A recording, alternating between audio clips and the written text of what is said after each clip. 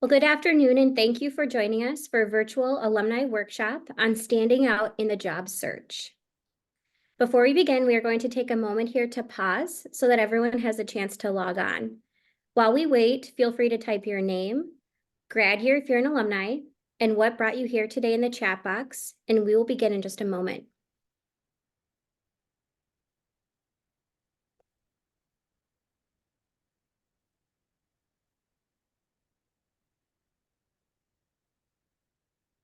Well, my name is Molly Clevin, and I'm from the University of Minnesota Duluth Alumni Relations team.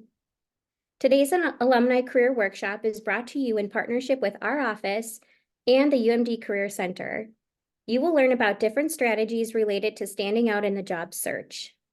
Today's webinar is being recorded and will be uploaded to our Alumni Relations website. You will receive an email with the link once that is ready. Finally, we'll have time at the end of the presentation to answer live questions. To submit a question, use the question and answer button on the bottom of your screen. Now to introduce our guest. Today we are joined by Molly Stonecipher.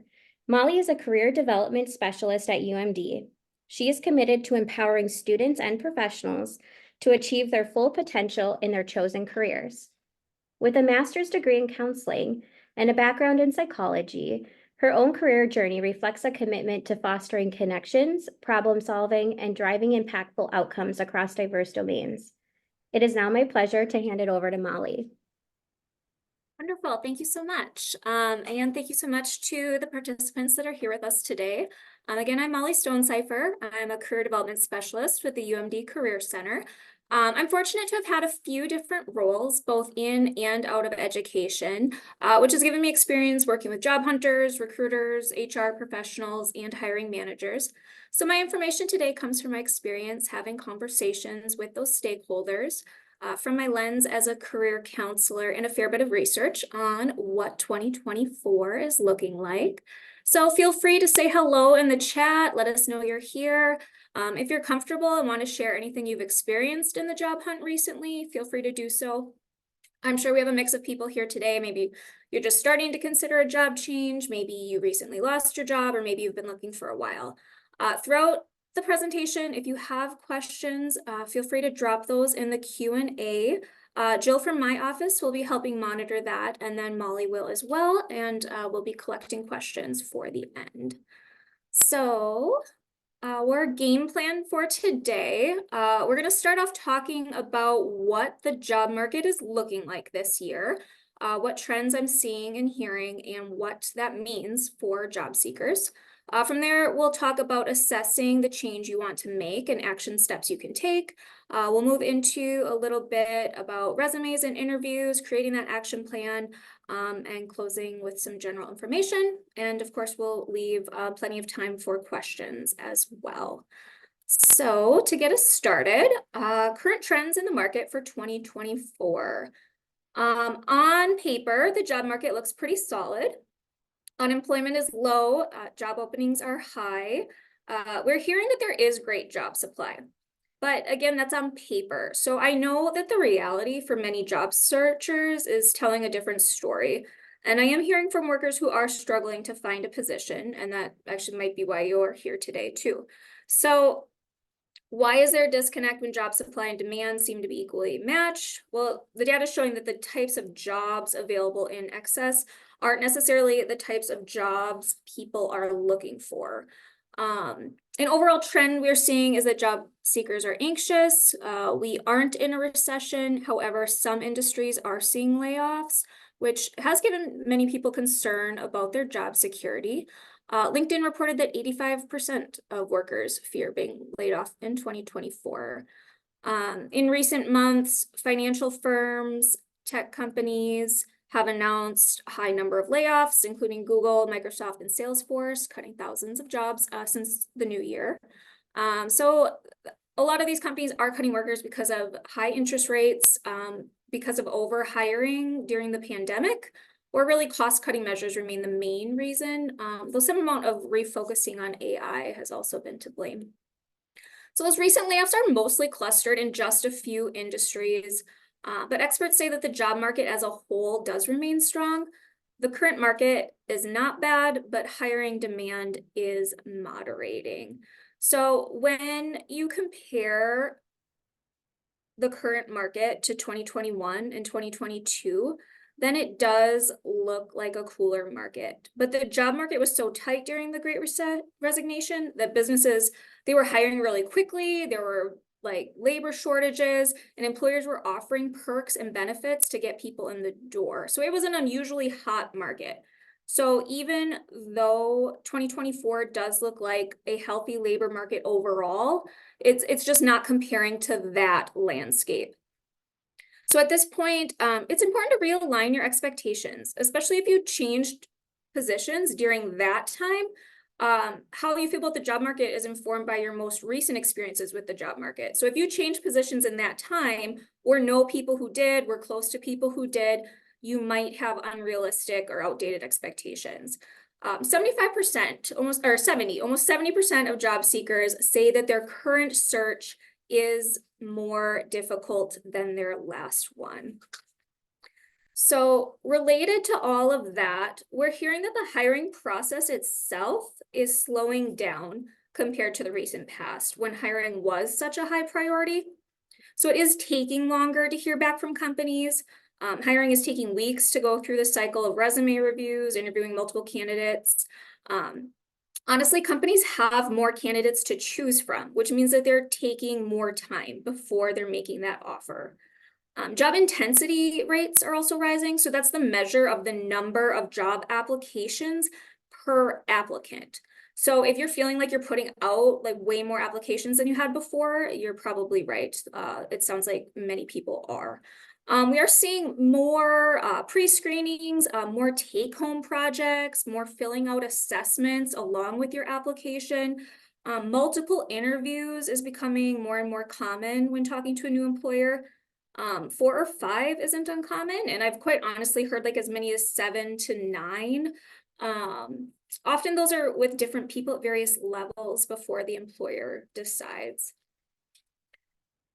Technology's made it easier than ever for candidates to apply for many jobs at once. So on the hiring manager side, they're seeing more records in their tracking systems, but many of those are low intent.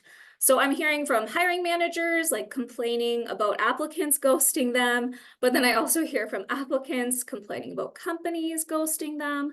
And actually mentions of recruiters ghosting job applicants has more than doubled on Glassdoor since before the pandemic. So taking all that into consideration, it's not surprising that people are feeling a little burnt out searching for a new job. A few other related trends that we should go over. Remote work. Flexible work is still in really high demand. However, flexibility is trending towards hybrid instead of fully remote. So 55% of job applicants say that they want remote jobs. But what does that mean? It means that those remote jobs that are out there are going to be very competitive. And that there may be more availability in jobs that do require you to show up in person. The definition of longevity with an employer has changed dramatically since 2019, and there are still clear generational differences. I've talked to hiring managers on both ends of the spectrum, ones that question short-term stay at a company, but I mean, really plenty realize that that's just part of the current landscape. I talked to a few recruiters specifically about this at our most recent job fair, because I was working with a few alumni that were concerned about changing jobs after less than a year and a half, less than 2 years.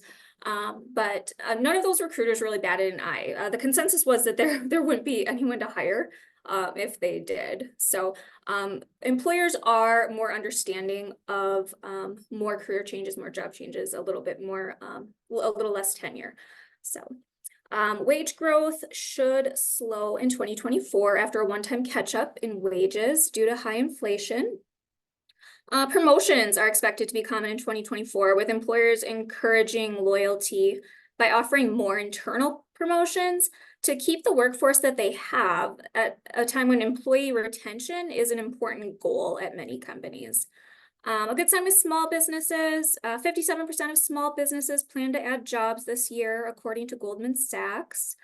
And then the gig economy. The gig economy is predicted to continue trending upwards. So workers' goals have changed and people are becoming more cautious. That aside, stability and job security are in the forefront of employees' minds after the past few years of really just excessive and unpredictable change.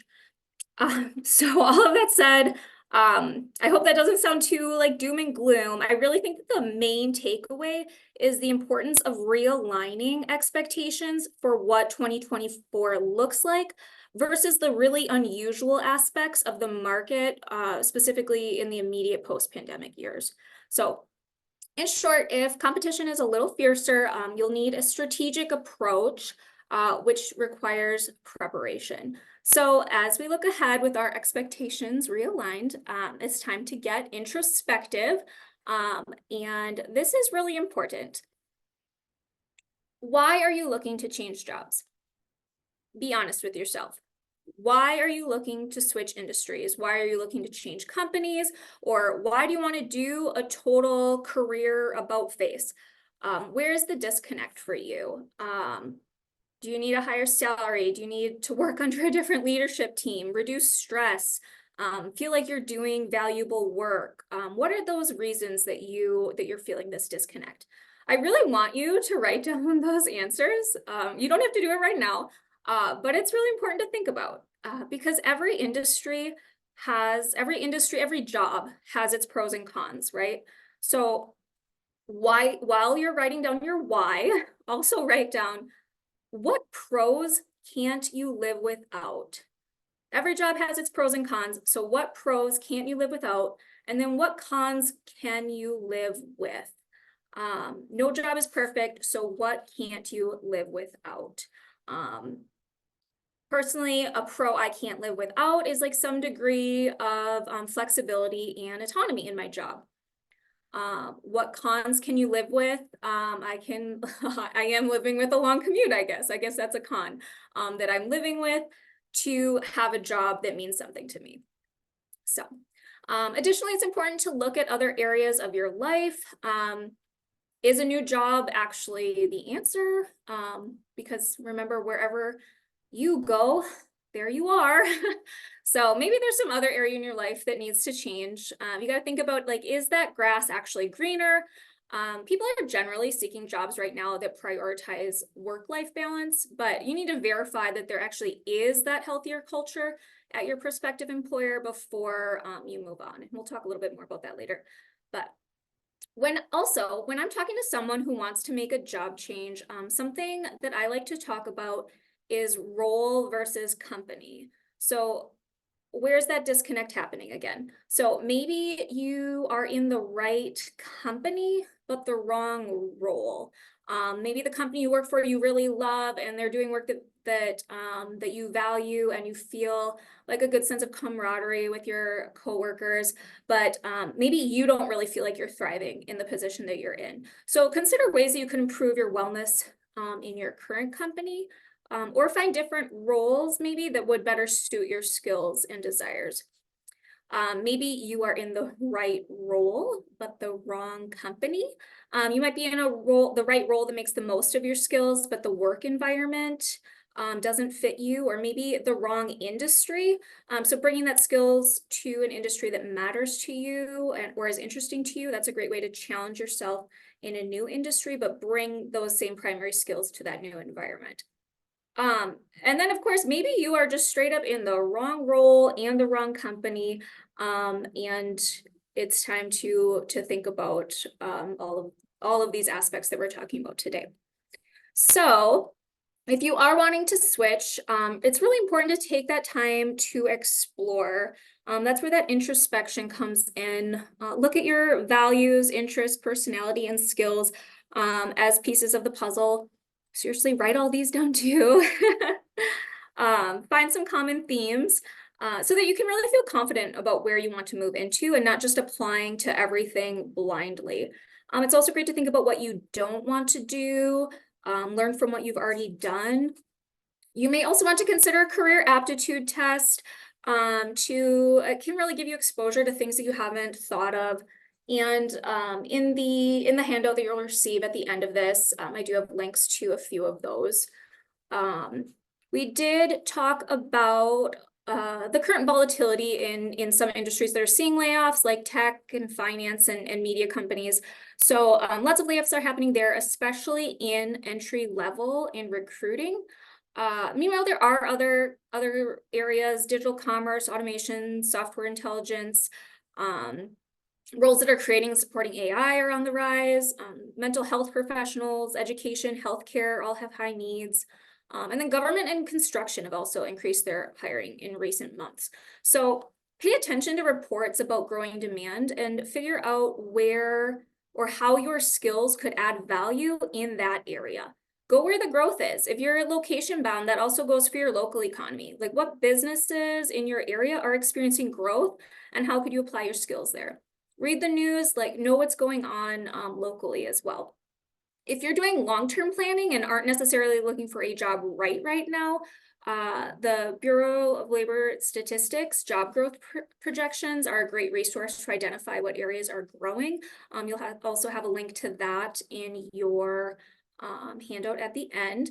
Identifying industries with sustained growth potential set you up for success and can help provide some more stability and peace of mind. It can also help you understand the direction of the job market in the field you're interested in and where those career opportunities will lie. So I love to see a brain dump of all those questions that we just went over: your past experiences, good and bad, your skills, achievements, areas of interest, industries you're interested in, businesses you're interested in, your values, what type of workplace culture you want. Get all of that down on paper. I love to see just a brain dump of all of that.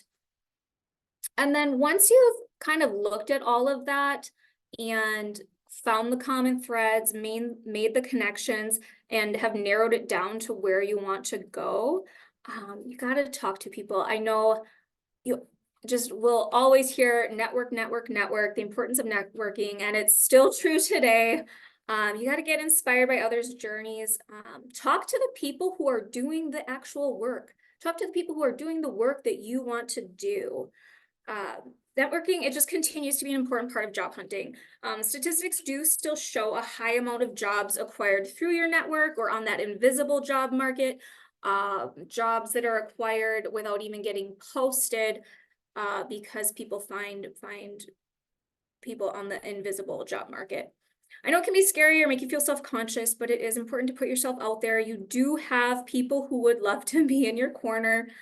Previous colleagues, managers, warm connections, people that you do have a point of contact with, someone that could be introduced to you by a mutual connection. There's still so much of that job market is hidden. You need to know about that word of mouth. You could also get involved with community service groups or join a professional group or trade association to get that foot in where people are doing that work that you want to do, right? Take advantage of social networking platforms to connect with people in your current or desired industry and engage with them. Seek out people who have had a similar path to yours or a path you admire and ask questions about their career journeys. People are generally very willing to talk about their experiences, and you never know where those connections will take you. You might gain a new mentor or be pointed in the direction of your next opportunity, or ask for an informational interview. And while we're on the subject of social networking, LinkedIn does continue to be important for professional jobs. The majority of recruiters use LinkedIn as like just an extra vetting tool for job candidates. Have an up-to-date profile, and it really does boost your chances of being seen and being noticed. Make sure that skills section is filled out, add any promotions you've received. Updating your profile on a regular basis is a good idea, even if you aren't actively applying to new jobs. It really does benefit future you. And I tell people I work with do what I say and not what I do, because this is an area that I struggle with, and I know that putting in the time now, even when you're not looking for a job, it really does benefit future you. So keeping up on that LinkedIn profile is a great choice to make. Once you know that destination, you got to map that route. Don't apply to every open position. Define your goals clearly so that your job search has focus. To stand out to a potential employer, you need a deep dive into your own skills and experiences so you can clearly sell them to that employer. So now that you know where you're going, go back to that brain dump, do an audit of your skills, analyze your past successes, think about where your strengths lie, what are your areas of expertise, what are you good at, and how you can utilize these skills to provide value in the current employment landscape that you're seeking. And then identify those potential skill gaps. Look at job descriptions. What are you missing? Many job seekers today are upskilling in order to increase their value within the workforce. So that looks like proactively gaining skills that will be in demand. So if you're looking at making a complete career change, you may be up against someone who is already doing that job. So even if you have the skills to do it, when you're up against someone who is already doing that job, that's hard. So there's a way to gain, if there's a way to gain a little experience, it's to your advantage. And experience might mean education. So there are plenty of like certificate programs, Coursera, Google certification, continuing education, things like that. Putting in time and patience to learn new skills shows relevance and that you're serious about transitioning into the industry. Another way that I look at it is how can you create a bridge to where you want to go? How can you get yourself in where that work is being done? Do you need to volunteer, work part-time, offer to take on something new at your current job, or maybe a side hustle or freelance work? That can diversify your skill set and set yourself up to move into a new future role. It also diversifies your network as well. So if you don't already have that bridge, you got to make it. And maybe that does include like some leapfrogging. So taking a step closer to where you end up. So maybe not getting straight to where you want to end up, but taking a step there. So an example would be a teacher moving into ed tech and then into the tech industry, because going straight from teaching to the tech industry is going to be hard. But by first stepping into ed tech, you're creating that bridge. Gradual change is often more sustainable. This might be a marathon and not a sprint, right? So resumes, the next step on that map is your application. You've identified your skills, but now you need to be able to articulate and sell them. So how would your skills provide value to a company? If you've been in the same position for a few years, there's a chance your resume hasn't been updated since you started that role. So even if you aren't quite ready to start applying for jobs yet, now is the time. Update it now, update it tonight. Update your resume and LinkedIn. Be proactive. This will give you time to ensure that you have the most important information represented. You won't be in a rush when you do see an opportunity arise. Take note of recent accomplishments, milestones, quantify measurements of success. People love numbers. Quantify your achievements with measurable results. Don't just list your job duties. You need to show how you made a difference. Focus on skills and experience relevant to specific job requirements. So again, I will say, don't just list your job duties.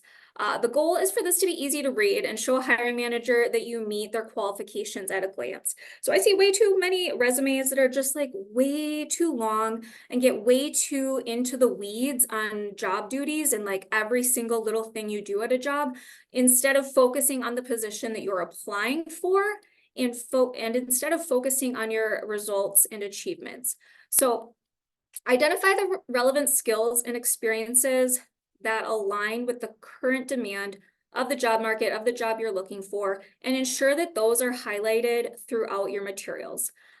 With the use of applicant tracking systems, noting these skills and any relevant industry keywords can increase your chances of being noticed and moving on to the next recruitment stage. So to find keywords, we look for action verbs in a job description. We look for technical skills, industry-specific terms or jargon, soft skills, the qualifications and certifications, and anything that's repeated. If it's in a job description multiple times, that means it's important and you probably should mention that. So there is a lot out there right now regarding AI and ChatGPT in recruitment. We aren't going to go too in depth into this, but Common advice is to use these tools to quickly and easily personalize recruitment materials, such as job scan, job elope.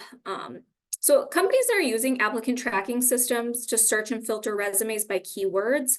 Like a job scan resume scanner helps you optimize your resume keywords for each job listing so that your application gets found by recruiters. So I did an example here. So in the add your resume, I put in my resume, and then in step 2, add a job description. I put in a random current job description and then pressed start scan, and it came up my resume score was 26%. So I didn't edit this at all, guys. This was just honestly my resume score for this particular job I picked out. They gave me a 26%. So that's not very good. So they gave me some issues here. So it said 23 resume issues. I do just for my own I do want to tell you that those spelling and typos, some of those were more like jargony, and they were not necessarily spelling typos. I just want that on the record. But it did over here, you can see the keywords that it said that I didn't hit on. So it said like this, it compared the keywords in the job description to what my resume represented. So I did hit on recruiting. So it said like, hey, check yes, that you did meet that. Hey, it says partnerships. I only got 2 stars. So maybe the job description is talking about creating partnerships, and maybe in my resume I talked about stakeholders. So that would be something where I would just alter that a little bit, change to that partnership keyword instead of stakeholder keyword. So it can be as like small things such as that. I do want to say to be careful when using AI and be sure to proofread. Honestly, take it with a grain of salt, but I would be remiss if I didn't mention it. I talked to a placement consultant recently, and AI is just honestly all they talked about the whole time, and like how to utilize it in looking for a job. So once you have that interview, just remember that they already want to hire you. Their job is to hire quality applicants, and they're looking for reasons to hire you. So be their solution. Also remember that interviews go both ways. They would be lucky to have you. Keep that in mind. You are interviewing them as well and ensuring this is the next best step for you. Answering situational questions requiring work examples is still quite a challenge for many candidates. Expect these, prepare these. You got to prepare stories about what you've done. Prepare a story about achieving something at work. A story for a time you failed, a story about a time you solved a problem, about a time you worked on a team. Don't just tell me what your skills are. Use these stories to show me how you use your skills. I've done a lot of interviews, and I feel like that is an area where people either struggle or thrive in. So if you struggle with those types of questions, you got to prepare those stories ahead of time. Also stand out by doing your research. I recently had a really good conversation about with a hiring manager about this. They expect you to do a deep dive into the company culture and role expectations. Companies love it when a candidate does their research. It shows that that candidate is serious about the company. It's also important to look at industry trends or any interesting news in the space. I really like to use podcasts for that. You can use that information at the end also when you're asking relevant questions or to bring up company values in your interview. You can also use LinkedIn to look up the person who will be interviewing you as well as the company. Look for mutual connections or for alumni. If you go to the University of Minnesota Duluth LinkedIn page and then go to alumni, you can search for the company you are interviewing with, and you can try to connect with some people. Say, hey, I'm interviewing at your company next week. Do you have any tips for me? Or maybe you already did this back in the networking phase. You said, hey, I'm looking at this job at your company. Do you have any tips for me? Maybe you already connected with them back then. That would be wonderful. Additionally, if you haven't done an interview in a long time, maybe it would definitely be wise to do a mock interview. You got to do that with someone who will be honest with you, though. And then that's also a great area where AI can come into play. You can use AI to come up with mock interview questions. It'll give you most common interview questions. You can also tell it that hey, I'm doing a mock interview. Copy paste the job description. What are some potential questions that'll be asked? So that's another great way to utilize that. Also remember that 65% of what we communicate is through nonverbals. So let your nonverbals say that you're confident and enthusiastic about the position. You are just unfortunately going to need to expect a little rejection. Unfortunately, many hiring processes rely heavily on past experiences. You or others may nudge yourself towards roles that are very similar to your current job, even if you do have the skills and have that desire to transition to a different sector. But remember, you just need one person to take a bet on you. That requires preparation and persistence. Not every application will be a success story. Don't take rejection personally, but learn from the experience and keep moving forward. So be honest with yourself and what you could have done better. Were there any questions you felt unprepared for? Reflect in the hiring manager's body language and demeanor. We just said that 65% of what we communicate is through nonverbal. So was there any point in that interview where they responded in an unfavorable way? Or think about what kind of candidate that company was looking for. Did you have a specific gap to the company or position? So learn and move forward. It can be difficult to continue to put yourself out there. So just keeping in mind that mental and emotional well-being, find balance in the job hunt and don't let it consume you. Set boundaries, take breaks for activities you enjoy, and prioritize your mental and physical health as well. And if you need support, seek that, whether it's friends, family, a mentor, or a career coach or counselor. The UMD Career Center does work with alumni. So if you are considering or are in the middle of a job change, you can set up an appointment with us to talk through whatever you need. I have the email and phone number here, or then here is my direct email as well, if you would like to reach out. So we are going to transition into that Q&A now. So I will be stopped sharing and starting my video. Perfect. Thank you so much, Molly. There's a lot of information to unpack there, and I know there are quite a few questions that have been coming in during the live presentation, but we also had quite a few questions that came in through the registration form. So we'll try to get through as many of them as we can within the next half hour.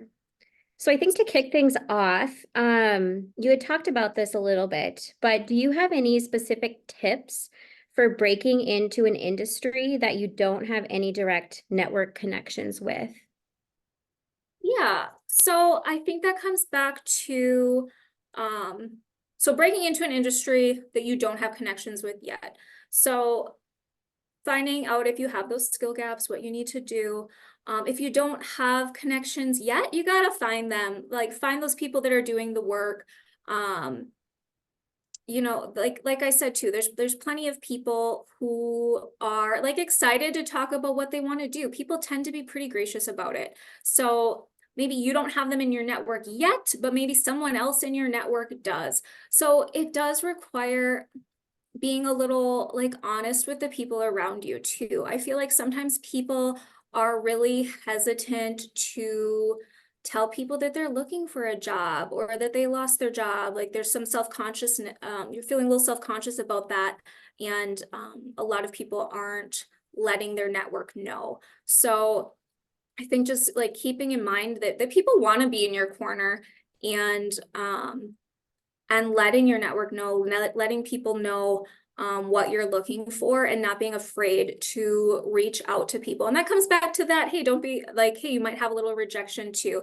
I was working with some current students on setting up informational interviews in fields that they're interested in moving into. And they were kind of cold reaching out to alumni. And so you already have that connection. Hey, we both I'm graduating from UMD. You graduated from UMD. Hey, you work in crime scene investigation. I want to work in crime scene investigation. We have that in common. feel free to reach out to them. The worst that's going to happen is they're going to say no, whatever, we all move on with our lives, right? So yes, many, not a succinct answer for you, Molly, but I think that answered it. And actually, there was a question that came in just a minute ago about looking at a company that you're interested in applying for, but there's no job postings. So this person is wondering, is it okay to reach out to them directly, just inquiring about the position, and or just expressing interest in their company? Yeah, absolutely. That would be a great time to reach out to somebody for an informational interview. And maybe if they are going to be directly on a hiring committee, maybe they say, well, no, I can't because I'm actually going to be hiring for this position. And depending on the company, there, legality and all of that. But hey, here's somebody else you can talk to, right? So I think it shows some initiative. It really shows a desire to work with that company. And that's what people want to see that are hiring. They want to see a willingness to learn and enthusiasm for the work that we're doing, right? So, so absolutely, I think that informational interviews, even if a job isn't posted yet, if you have like that company in mind, start making those connections now. Because then, yeah, maybe you will find out about something on that like hidden job market, right? So shifting gears a little bit, how would you sell current skills in a different field? Yeah, so, and that might be, I love sitting down with people about this and looking at, past experiences and kind of brainstorming this. So I'm struggling to like without having specifics in mind. But there are just a vast number of transferable skills that are the case no matter what type of company you'd be moving into. So those are big. And then I lost my train of thought, I'm not gonna lie. But absolutely that yeah, I think it's hard for me without being specific, but that absolutely I think you got to start looking at job descriptions for what you're interested in doing, and that can help kind of spark that how my skills transfer, right? Because maybe to use crime scene investigation, because I just said it, hey, maybe I can't really see how what I do relates to that. But once I read a job description about what they actually do, maybe I do see how like, oh, wow, attention to detail is one of my biggest skills. And that's something that they're really looking for. So looking at those job descriptions and really being honest with yourself about your skills. So if someone is looking for a career change, we know that there's a lot of emotions that can play into making a shift. This person is wondering, how do I know if I will like something if I have never tried it or experienced it? Yeah, absolutely. So, depending on kind of where you are in your career, where you are in your life, um, this may be a question of like how will you know if that you won't like it unless you try it? Are you in a position where you can take a little bit of a risk? Maybe yes, maybe no, depending on your life situation. For without knowing too many details, how will you know if you don't try it? If it's something that you're truly interested in, that you've done a lot of introspection, that you have that opportunity, um, what will you regret more? Will you regret more not trying for that, or will you regret trying it and realizing that it wasn't right for you? Which one will you regret more? And really, again, that risk analysis for kind of where you are currently, both professionally and personally as well. That maybe you're not in a position financially or family wise to make a risky move. So. Sure. We just had a question come in through the Q&A. You had talked about earlier, ghosting from both parties, from the interviewer and the person being interviewed. So this alum is wondering, what do you do after someone has ghosted you? The interviewer has ghosted you one time, two times. Are you supposed to respond, email them, or just assume that, their decision to move forward went in a different direction? I know it's awful. It has gotten really just so bad. I really feel for people in that sense. Especially and true, like it's one thing to put in an application and then never hear back. But then it's another thing when you have taken that time to do a couple interviews and then you don't hear back, right? So I would say that first of all, so I would say doing kind of that standard follow-up after the interview, reiterating your interest. You can bring up something that you guys had talked about or anything that you forgot, just kind of that standard, like, thanks for the interview type of communication directly after that first interview. And then I would say if you haven't heard back after a certain period of time, hopefully you've kind of already talked about that. Like, you heard in the interview, like, oh, we'll be making our decision by Friday or whatever. And hey, maybe now it's Wednesday and you haven't heard back. So I think it's appropriate to follow up that one time to say, just like, hey, I know we talked about that I would hear from you by Friday. I just wanted to check in again. I am still very interested in the position for XYZ reasons. And if you don't hear back on that, then I would let it go. But I think it is definitely appropriate to reach out one more time than if you hadn't heard back. Really, a lot of times what happens is either they weren't able to keep to their own timeline and they are still thinking about it. And maybe you reach out on that Wednesday and they're like, oh my gosh, things got crazy, but yes, I am still interested. And then that's great. So maybe that happened. Or obviously the other main thing that happens is that they picked somebody else, but they are making sure that that person accepts and that they actually start. Before they don't want to burn that bridge with you and say no to you and then not have that work out with their first choice because maybe they want you kind of as backup. But instead they burn that bridge then by like not communicating at all. So yes. But one extra time. Yeah, one extra time of reaching out is totally fine. Okay. So there's been a lot of discussion around LinkedIn. And so there was an alum that was curious about how necessary it is to be active and engaged on LinkedIn as you're searching for a new job. And there was another conversation happening in the chat box around connecting with UMD alumni and if LinkedIn is a great way to do that. So kind of two separate questions, but kind of your overall feeling on the purpose of LinkedIn and if it's really necessary as a job seeker. So I would say, like, is it totally necessary? Like no. A couple things here. If you do have it, it's better for it to be good and active than to have it and just have that gray square and not much information and all of that. Like, that's not working for you either.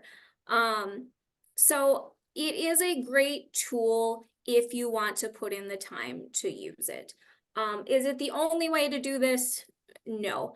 But there definitely are some benefits because kind of like what we're talking about with that connecting with alumni, like that is a great feature of LinkedIn. Going to University of Minnesota Duluth, click on that alumni button and search the job you're interested in, search the company you're interested in, and people are going to pop up that are alumni that have those positions that work in those companies. And that's a great way to reach those people that you wouldn't otherwise be able to reach, right? So it definitely has its benefits. Another benefit is that it is, if somebody's Googling you, it's a great thing to see. You are out there on social media, or not necessarily on social media, you're out there on the internet. There are things If you Google, I do recommend obviously Googling yourself and seeing what pops up, right? LinkedIn is a really positive thing to find if I Google your name as a hiring manager, right? So I think it can really work well for you and is a good tool to use. And especially if you are actively job seeking, that there are a lot of benefits to even doing that premium membership while you're hunting. So I would say either go all in or don't do it at all. And then maybe also Google yourself to see maybe if you could use that boost maybe as well. So I know I was working with a alumni that was laid off about 4 months ago and had a long process of looking for a job. And she just really loved using LinkedIn and loved using LinkedIn Premium and really spoke highly of the experience. So if it's something that you're drawn to, I think it can really do a lot of work for you. Like I said, though, I struggle with it, so I get it if it's not something that you really want to be engaging with. But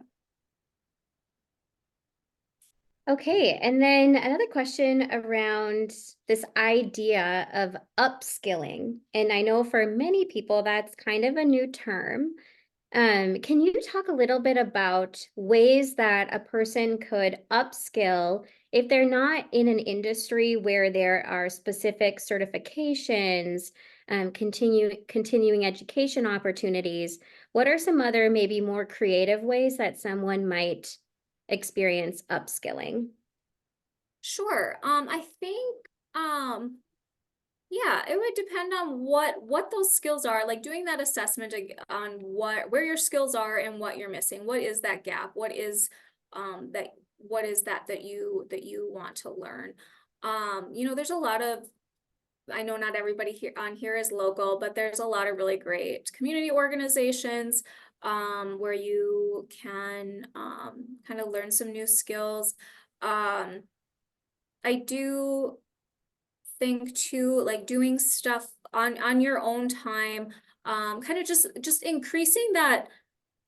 Employees like to see a willingness to learn, right? Like a willingness to continue to improve and continue to improve yourself. So if you're looking at those job descriptions on what you're interested in, just being honest with yourself on where is the skills gap, or what am I missing? Because if it's not, I think, because right, to your point, like it's very easy to say, okay, I need to learn Python, or I need to be an Excel expert. Looking at those technical skills, it can be very, it's easy to see like, oh, this is a tech skill that I am missing. I will take the certification course and then check mark, I have gained that skill. That's a lot clearer, right? And easier to process versus maybe that other aspects of upskilling. And maybe it's presenting, maybe it's something like this, that like, hey, my public speaking isn't all that great. Well, what can you do to give yourself more opportunities